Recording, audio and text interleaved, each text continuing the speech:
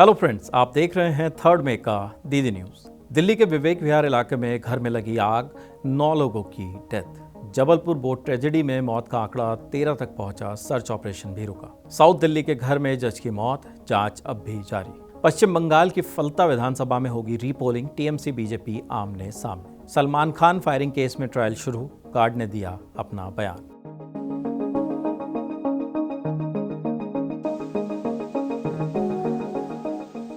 दिल्ली के विवेक विहार से एक हार्ट ब्रेकिंग खबर सामने आई है। रविवार सुबह अप्रॉक्स 3:47 AM पर बिल्डिंग में भीषण आग लग गई, जिसमें अब तक 9 लोगों की मौत हो चुकी है और कई लोग गंभीर रूप से झुलस गए।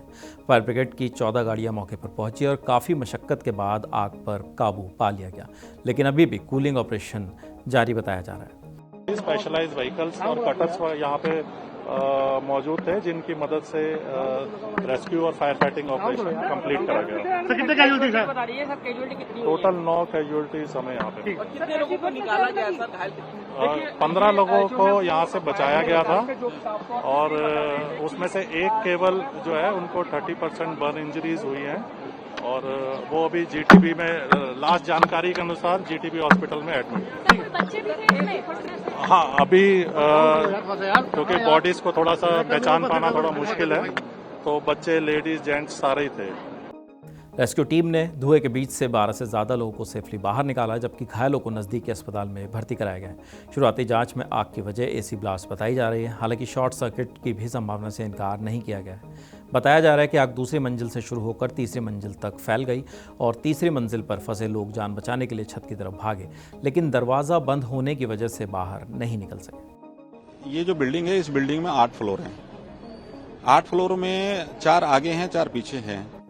आग जो लगी है वो सेकंड फ्लोर की है और आग इतनी तेज थी, आग का मतलब जो आग थी वो ऐसा लगता है जैसे अपना तांडव दिखा रही है और हवा के साथ साथ वो आग जो है ऊपर तक बढ़ती चली गई, अपना तांडव दिखाती चलेगी। पीछे वाले जो थे वो सारे उन्होंने बिल्कुल डैमेज कर दिए।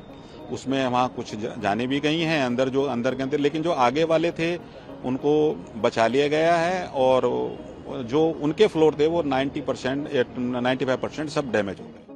मृतकों में 60 साल के बुजुर्ग से लेकर 1.5 साल का बच्चा भी शामिल बताया जा रहा है, जिससे हादसे की गंभीरता का अंदाजा लगाया जा सकता है। फॉर्जरी और डिफेमेशन के जुड़े मामले में सुप्रीम कोर्ट से एंटीसिपेटरी बेल मिलने के एक दिन बाद कांग्रेस लीडर पवन खेड़ा दिल्ली एयरपोर्ट पहुंचे। पवन खेड़ा पर असम सीएम हेमंता बिस्वा शर्मा की वाइफ रिंकी भुवन शर्मा के खिलाफ एलिजिबली फॉल्स एलिगेशंस लगाने का आरोप था।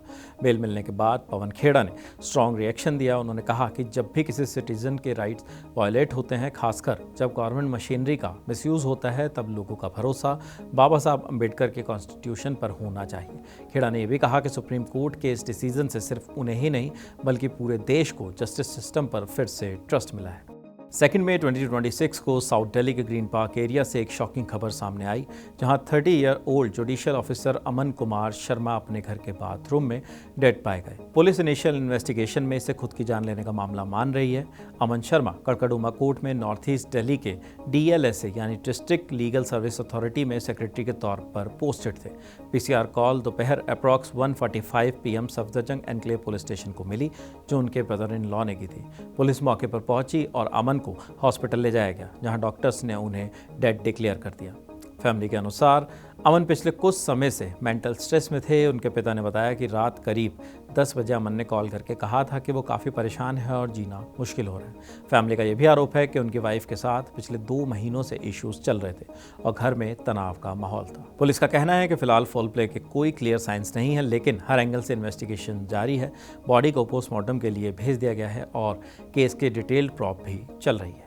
मध्य प्रदेश के जबलपुर में ट्रेजिक क्रूज हादसे में नए अपडेट्स आए हैं। बरगी डैम बोट हादसे में मरने वालों की संख्या अब बढ़कर 13 हो गई है।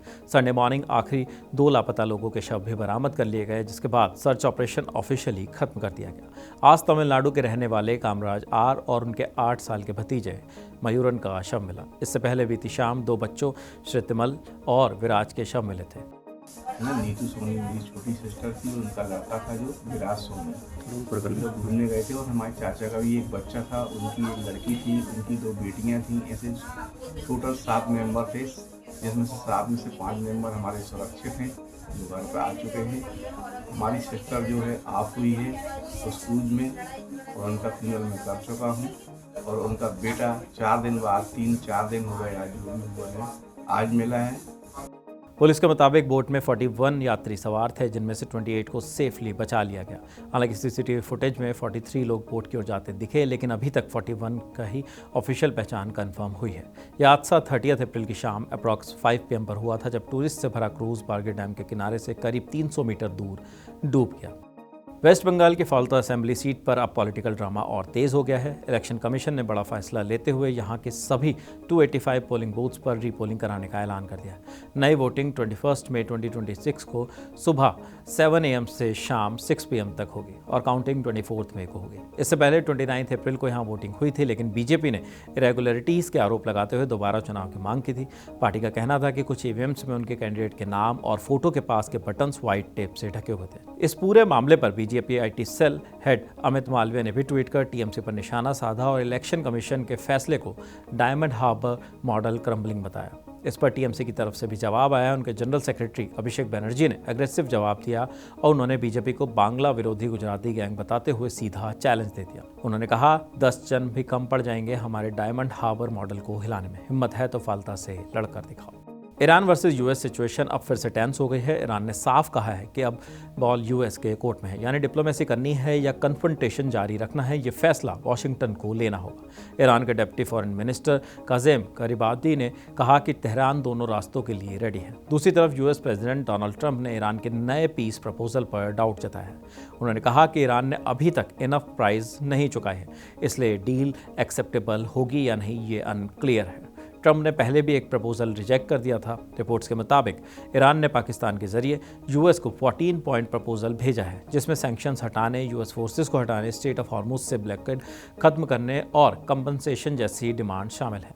ईरान का कहना है कि उसका न्यूक्लियर प्रोग्राम पीसफुल है, जबकि यूएस साफ कह चुका है कि बिना न्यूक्लियर वेपन्स रोकने वाली डील के वॉर खत्म नहीं की जाएगी। डॉक्टर बनने का सपना देख रहे 22 लाख से ज़्यादा कैंडिडेट्स के लिए आज का दिन बड़ा रहा। एनटीए द्वारा नीट यूजी 2026 एग्ज़ाम 3 मई को सक्सेसफुली कंडक्ट कर लिया गया। ये एग्ज़ाम इंडिया के 551 सिटीज़ और विदेश के 14 सिटीज़ में 5432 प्लस सेंटर्स पर हुआ, जिसमें अप्रॉक्स 22.79 लाख रजिस्टर्ड कैंडिडेट्स शामिल हुए। एग्ज़ाम दोपहर 2 बजे से 5 बजे तक चला, जबकि रिपोर्टिंग सुबह 11 बजे से शुरू हो गई थी। पूरे प्रोसेस को स्मूथ बनाने के लिए 6000 प्लस सुपरवाइजर्स तैनात किए गए थे। साथ ही हर सेंटर पर सुपरिटेंडेंट और इन्विजिलेटर्स की ड्यूटी लगाई गई थी। सिक्योरिटी भी काफ़ी ज़्यादा टाइट रखी गई। डिस्ट्रिक्ट एडमिनिस्ट्रेशन, पुलिस फोर्स और एस्कॉर्ट टीम्स पूरी तरह अलर्ट मोड में नजर आई ताकि कोई गड़बड़ी ना हो। Overall NEET UG 2026 exam peacefully और बड़े स्केल पर कंडक्ट हुआ। अब कैंडिडेट्स को अपने रिजल्ट्स का इंतजार रहेगा, जो उनके मेडिकल करियर की नेक्स्ट स्टेप तय करेगा। मुंबई में बॉलीवुड एक्टर सलमान खान के घर पर हुई फायरिंग केस में अब ट्रायल शुरू हो गया। स्पेशल कोर्ट में उनके पर्सनल बॉडीगार्ड और एक पुलिस गार्ड ने गवाही दी और बताया कि एक्टर को पहले से थ्रेट्स मिल रहे थे। 14 अप्रैल 2024 को बांद्रा स्थित गैलेक्सी अपार्टमेंट के बाहर 2 बाइक सवार हमलावरों ने फायरिंग की थी। मुंबई पुलिस के मुताबिक इस हमले के पीछे लॉरेंस बिश्नोई गैंग का हाथ बताया जा रहा है। कोर्ट में बॉडीगार्ड ने बताया कि सलमान खान उस रात घर पर ही मौजूद थे और पिछले 5-6 साल से उन्हें गैंगस्टर लॉरेंस बिश्नोई से थ्रेट कॉल्स मिल रहे थे, इसलिए उनकी सिक्योरिटी बढ़ाई गई थी। घटना की रात अप्रॉक्स 4 AM गार्ड्स ने पटाखों जैसी आवाज़ सुनी। सीसीटीवी में दिखा कि 2 लोग हेलमेट पहनकर बाइक पर आए और बिल्डिंग पर 4 to 5 राउंड्स फायर किए। इसके बाद गार्ड्स तुरंत बाहर पहुंचे, लेकिन अटैकर्स मौके से फरार हो गए। 3 मई को इंडियन सिनेमा की लेजेंडरी एक्ट्रेस नरगिस को याद किया जाता है, जिनकी आज डेथ एनिवर्सरी है। नरगिस ने सिर्फ 5 साल की उम्र से एक्टिंग शुरू कर दी थी और 1935 से 1968 तक 50 प्लस फिल्मों में काम किया। आवारा, श्री 420, अंदाज और मदर इंडिया जैसी क्लासिक्स में उनका आइकॉनिक रोल आज भी याद किया जाता है। मदर इंडिया के सेट पर लगी आग के दौरान सुनील दत्त ने उन्हें बचाया। यहीं से उनकी लव स्टोरी शुरू हुई। शादी के बाद नरगिस ने फिल्मों से दूरी बना ली। उनकी लास्ट मेजर फिल्म रात और दिन थी, जिसके लिए उन्हें नेशनल अवार्ड मिला। उन्होंने सबसे ज़्यादा काम राज कपूर के साथ किया। दोनों ने 16 फिल्म में एक साथ काम किया। 1981 में कैंसर से जूझते हुए उनका निधन हो गया, ठीक उनके बेटे संजय दत्त की डेब्यू फिल्म रॉकी के प्रीमियर से कुछ दिन पहले। उनकी याद में प्रीमियर पर एक सीट खाली भी रखी गई थी। आज भी नरगिस एक टाइमलेस आइकन मानी जाती है। अब बात आज के बुक रिकमेंडेशन की।